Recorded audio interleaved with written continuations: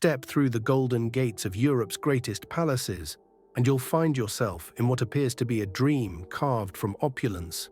Gleaming marble floors reflect candlelight from crystal chandeliers, and silks rustle as nobility glides past walls draped in tapestries worth more than small nations. The air is thick with rose oil and ambergris, carrying the weight of centuries. But the fantasy is a lie. What begins as a vision of splendor quickly dissolves into something far more visceral. Beneath the surface of jewels and power lies a deeply unsettling truth, a world where divine monarchs stank, itched, decayed, and died in slow agony. This isn't a sanitized fairy tale. This is the real history of medieval and Renaissance royalty, where hygiene was not only absent, it was actively rejected. Behind every polished crown and powdered wig was a living, breathing ecosystem of rot, vermin, and poison. Court life, despite its glittering surface, was a brutal, biologically hazardous experience that modern homeless shelters would find appalling by comparison. Act 1. Monthly bath, maximum horror. Start with a ritual most modern people consider basic: bathing. In Queen Elizabeth I's court, it was a dreaded event. Not for the Queen, but for her servants. Even the most powerful woman in the Western world bathed no more than once a month, and that was seen as dangerously frequent. Physicians of the time believed water could open the pores to disease, so cleanliness was largely performative, and olfactory warfare became a way of life. On bath day, the royal staff toiled through the night, hauling bucket after bucket of water to fill a linen-lined wooden tub designed to protect royal skin from splinters. But no preparation could soften the impact. Elizabeth's body was caked in layers of Venetian ceruse, a lethal white paste made from vinegar and powdered lead. Applied daily and never removed, the makeup formed geological layers across her skin. When the Queen disrobed and stepped into the bath, the water transformed into a lead-infused stew. The sheets of cracking paint peeled from her face like old house paint. Sweat, oil, grime, and months-old cosmetics dissolved into a murky sludge. The smell, a metallic, vinegar-laced haze of decay, perfume, and bodily secretion that could knock a man unconscious. Her servants stood nearby, choking back nausea as flakes of grey skin and brown grime floated around them. Act 2. Beauty as death sentence. This wasn't a one-off, it was daily life. Elizabeth, like other royals of her age, lived in a mask of accumulating poison. Each morning brought a fresh application of ceruse over yesterday's layer, creating a face that was chemically bleaching itself into a mask of death. The buildup was so severe that it caused mood swings, memory lapses, and likely contributed to erratic behavior recorded by contemporaries. Courtiers attributed her volatility to the pressures of monarchy. They didn't know their queen was slowly dying from her beauty routine. Symptoms now recognized as chronic lead poisoning, paranoia, cognitive decline, and aggression were seen as divine temperament. But the physical toll was equally vicious. The makeup caused her hair to fall out in clumps, requiring elaborate wigs that worsened scalp infections. Her skin turned grey and puckered beneath the lid. Her breath became so foul that courtiers learned to keep their distance during audiences, strategically placing themselves upwind to survive conversations. Still, Elizabeth wasn't alone. Across Europe, queens, duchesses, and noblewomen submitted daily to this toxic routine. What began as a pursuit of divine beauty became an addiction. Each layer of paint created damage that required more paint to hide. The result was a self-perpetuating cycle of decay in slow motion. If royal baths were rare and horrifying, what passed for daily hygiene was worse. The monarchs of Europe weren't just dirty, they were biologically hazardous. Their skin crawled with parasites, their breath could floor a horse, and their beauty routines turned their bodies into slow-burning chemical experiments. Act 3. A court crawling with life. In the 17th century, King James I of England was known not just for his politics, but for the lice that thrived on his unwashed body. He reportedly never bathed, wore the same clothing for months, and rarely removed his hat, even when it began to disintegrate. Wherever James went, lice followed. His chambers weren't just unsanitary, they were living ecosystems of infestation. Lady Anne Clifford once recorded that she and her entire family became infested with lice after visiting a courtier who had simply sat in the king's chamber. That was all it took, just sharing a seat in a room James frequented. Lice didn't just live on the royals, they traveled with them, hiding in upholstery, tapestries, wigs, and garments. These parasites weren't harmless. Body lice spread typhus, a disease that killed more soldiers than many wars. Diplomacy, court politics, and military decisions were routinely made while everyone present was doing their best not to scratch open sores. Royal women suffered even worse. Their towering hairstyles, sometimes over a foot high, were constructed with animal fats like bear grease, then powdered for style. These hot, greasy monuments to status were perfect breeding grounds for lice, fleas, and worse. The hair wasn't washed. It was restyled layer by layer until it formed a hardened shell of grease, powder, and insect life. Scratching one's scalp was inevitable, but etiquette required subtlety. Ladies carried beautifully carved ivory sticks with clawed ends to discreetly relieve their itching under layers of silk and vermin. Some used perfume-drenched gloves or sachets pressed to their faces, not for luxury, but for survival. Act 4. Perfume as armor. Perfume wasn't a fashion accessory at court, it was a full-scale assault on reality. The smell of rotting teeth, infected wounds, urine-soaked hallways, and decaying wigs was overwhelming. Perfume was chemical warfare in aerosol form.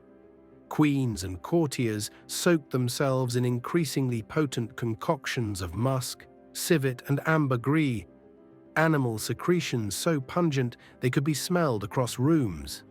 Gloves were perfumed, jewelry hid wax capsules of scent. Gowns had sachet pockets sewn into the fabric to distribute fragrance as one moved. But perfume didn't clean anything, it simply layered over filth, mixing with sweat, grease, and decay to create entirely new horrors. Sweet rose oil plus months of unwashed skin became a kind of weaponized rot. It caused headaches, nausea, and chronic respiratory irritation. But it was better than the alternative, raw stench. In Louis XIV's Versailles, where up to 10,000 people lived within and around the palace, perfume was the only thing standing between decorum and total sensory collapse. Waste disposal was almost non-existent. Men urinated off balconies, women squatted in stairwells. Even the Queen of France wasn't spared. Marie Antoinette was once hit by falling human waste while walking through an interior courtyard. Perfume wasn't about smelling good, it was about staying conscious. Approach Queen Elizabeth I, and you wouldn't see a monarch. You'd see a mask, white as bone, smooth as porcelain, thick as dried plaster. But this wasn't makeup in any modern sense, it was a layered monument to slow suicide. Venetian ceruse, the cosmetic of choice, was a deadly paste of white lead and vinegar. It dried into a ghostly sheen, considered the height of nobility. Pale skin meant you didn't work outdoors, didn't labor, didn't sweat. It also meant you were, quite literally, dying in full regalia. Act 5. Death by degrees. Elizabeth's daily beauty routine began not with cleansing, but with accumulation. Washing was considered dangerous. Water was believed to weaken the body, open it to disease. So instead of removing yesterday's layer of lead, a fresh one was painted on top. Every morning, for years. By her later reign, her face wasn't skin, it was crust. A geological record of vanity built into a toxic shell. The layers cracked, flaked, and peeled. Her skin underneath grew grey, shriveled, and desperately infected. Courtiers reported she often seemed distracted or angry without warning, symptoms of lead poisoning. Though no one understood that at the time, they called it divine temperament. It was chemical dementia. The lead seeped through the skin, entered the bloodstream, and took over the nervous system. It robbed her of memory, clouded her judgment, and rotted her teeth. Her hair fell out in clumps, her breath turned sour and metallic, and her skin broke down faster than it could be hidden. Yet the solution was always the same: another layer of poison. Act 6. The cosmetic arms race. She wasn't alone. Across Europe, noble women mirrored her regime. Ceruse became the standard of aristocratic appearance. The French, the Spanish, even the Habsburgs painted themselves daily with fresh lead and vinegar, chasing the illusion of ethereal perfection. But it wasn't just about appearance, it was about survival in court culture. Looking pale wasn't vanity, it was social armor. It signaled divinity, status, and purity. And as the damage accumulated, the need for thicker applications grew. Lead caused the very symptoms it was meant to conceal: dull skin, grey tones, hair loss, facial swelling. So the layers became heavier, the wigs taller, the costumes more elaborate. It was an addiction cycle in powdered form. The high wasn't euphoria, but acceptance, visibility, power. By the end, many women were physically breaking down. Teeth blackened and fell out, eyes clouded, skin turned into a pockmarked ruin beneath the chalky armor. Yet they remained radiant, from a distance. Up close, the smell of decay mixed with perfume, the breath of rot hidden behind gloved hands. Act 7. The madness beneath. Perhaps most disturbing was the psychological toll. Lead doesn't just kill the body, it distorts the mind. Mood swings became routine. Paranoia set in. Women who held empires together began to unravel. Some courtiers described sovereigns bursting into sobs, shrieking with fury, or retreating into isolation. The symptoms were always dismissed as the burdens of leadership. They were actually symptoms of prolonged exposure to heavy metals. These queens ruled nations, signed death warrants, and led armies while unknowingly being chemically dismantled from the inside out. Their beauty routines were rituals of pain and self-destruction, disguised as dignity. By now, it's clear that royal beauty was built on rot, but beneath the wigs and lead paint illusions lay something even more grotesque: the actual physical reality of these rulers' bodies. Filthy, infected, and barely functioning, yet revered as divine, and no one knew those bodies better than the men who wiped them. Act 8. The groom of the stool. Toilet as power base. In medieval and early modern England, one of the most powerful court positions was also the most degrading. Groom of the king's close stool, the man responsible for attending to the king's bowel movements. This wasn't metaphorical. He physically carried the king's portable toilet, cleaned his backside, monitored the royal excrement for signs of illness, and remained present for every intimate moment of digestion. In return, unprecedented influence. These men were gatekeepers to the monarch's most vulnerable state, literally kneeling behind the seat of power. They heard secrets, offered advice, and helped draft policy while wiping away waste. Kings trusted them more than generals or bishops. They were toilet attendants and political advisors rolled into one, and they endured the worst of it. Imagine kneeling behind a monarch who hadn't bathed in months, whose diet consisted of spoiled meat and wine, whose sores festered, and whose flesh reeked of infection, masked poorly with musk and rose oil. The smell alone would induce vomiting. but the groom had to maintain composure, loyalty, and silence, always silence. Act 9. Lice, the hidden rulers of Europe. While the groom scrubbed royal rears, another empire flourished above the shoulders: lice. Noble wigs weren't just hairpieces, they were habitats. Constructed from human or animal hair, lathered in bare fat, powdered for fashion and never cleaned, these wigs became ideal breeding grounds for lice, fleas, and worse. Women in particular suffered. Their enormous coiffures, powdered, perfumed, and pinned with trinkets, could take up to 8 hours to assemble. They'd stay in place for weeks. Underneath, decaying fat, sweat, and colonies of parasites. Some aristocrats developed bald spots from lice activity or scalp infections from open wounds beneath the weight. Yet the bigger and more elaborate the wig, the higher your status. Vermin-infested headpieces became badges of wealth. To cope, noble women carried ornate scratching sticks, jeweled, elegant, but designed purely to navigate the maze of filth on their own scalps. Fashion didn't allow you to itch publicly, so technique mattered. You scratched with grace through layers of satin and grease while pretending nothing was wrong. Act 10. The Versailles catastrophe. All of this culminated in Versailles, the palace that embodied glory and stank like a latrine. Louis XIV moved his entire court there. Over 10,000 nobles, servants, and officials lived in close quarters with almost no functioning sanitation. Toilets were rare. Men urinated off balconies. Women lifted their skirts in corners. Excrement was routinely tossed from windows into interior courtyards. Even the Queen wasn't safe. Marie Antoinette was once hit by falling human waste during a walk. Sewage pipes backed up. Human waste seeped into kitchens. Latrines overflowed into bedrooms. The royal children learned to walk while stepping over puddles of urine and dodging fleas. Perfume once again became survival. Courtiers carried scented gloves, sachets, or even oranges spiked with cloves to neutralize the stench.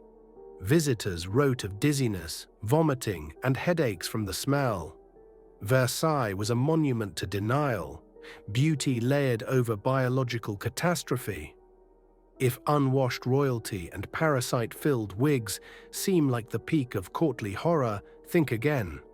The final twist in this historical nightmare isn't just physical, it's ideological. In some corners of royal Europe, cleanliness itself became a sin. Act 11. The Inquisition against hygiene. In 15th century Spain, Queen Isabella of Castile helped unleash not just religious purges, but a cultural war on soap. Christian doctrine increasingly viewed bathing as immoral, a gateway to vanity and sexual temptation. Clean skin was considered suspicious. After all, if Christ suffered, shouldn't you? After conquering Muslim Granada, Isabella and Ferdinand destroyed bathhouses and banned bathing rituals. For devout Muslims and Jews, ablution was a religious duty, and now a death sentence. Inquisitors searched homes for signs of soap, clean clothes, or water use. Being caught freshly washed could land you on a pyre. When explorers reported that Caribbean natives bathed daily, Isabella reportedly ordered them to stop. Their health, she believed, was evidence of heathen pride. Soap became heresy. Cleanliness became treason. This obsession spread like wildfire across Spain's empire. Aqueducts and public baths were abandoned. Diseases flourished. Religious purity meant physical decay. And no one suffered more than those forced to abandon centuries of hygiene in the name of Christian rot. Act 12.